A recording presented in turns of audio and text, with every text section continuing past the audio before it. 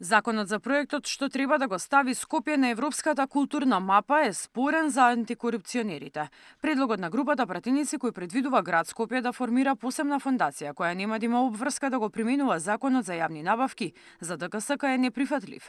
Антикорупционерите реагираат дека прескокнувањето на системските закони представува директна закана за трошењето на јавните пари. ДКСК согласно своите законски надлежности и во националната стратегија за спречување на корупцијата и судирот на интереси 2026-2030 година го препозна носењето на закони по скратена постапка со кои се заобиколува примената на системските закони како висок ризик од корупција и предложи мерки и активности за нивно надминување.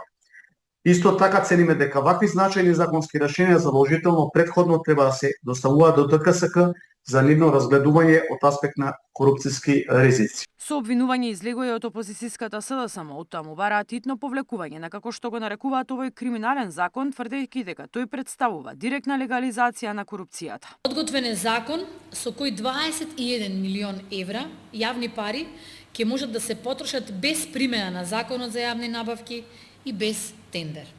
Преку основање на фондација што наводно треба да го формира проектот Скопје Европска престолнина на културата 2028 година, сакаат се ова да го направат.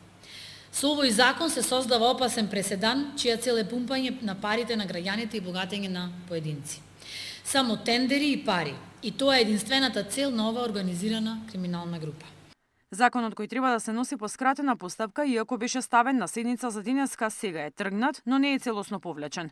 Од владеачката партија велат ова го направиле на барање на опозицијата со цел да се надминат одредени несогласувања. Врз основа на заеднички разговори донесена одлука поради дополнителни разгледувања и поради барање на опозицијата како и на надминување на одредени работи кои што им се нејасни во самото законско решение, истата да биде повлечена денеска од дневен ред. Законот постои во собраниска процедура, но ќе се разгледува после одморите или кога ќе се создадат услови за истиот. Реагира и од ЛДП, тие предупредија дека простото симнување од точката од денешната седница не било доволно и бараат целосно да се повлече. Договорот за затворени врати не смее да послужи само како маневр за купување време и за подоцнежно прошверцување на истиот коруптивен модел. Тоа сценарио сме го видели и порано. Текстот мора веднаш да се повлече, да се стави на јавна консултација преку ЕНЕР и во него задолжително да се вратат сите системски механизми за транспарентност и јавни тендери. Претходно за овој закон реагираше и платформата на граѓански организации за борба против корупцијата кои побараа итно повлекување бидејќи со овој закон се даваат огромни дискрециони овластувања на градоначалникот. На почетокот од 2026-та град Скопје објавија првични повици за културни и уметнички проекти, но поради доцнење во подготовката и институционалната структура, европските мониторинг тела претходно побараа забрзување на процесите и јасна законска рамка.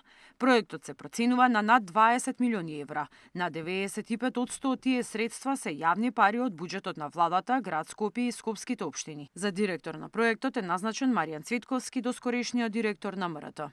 Мирјана Давидовска, Сител телевизија.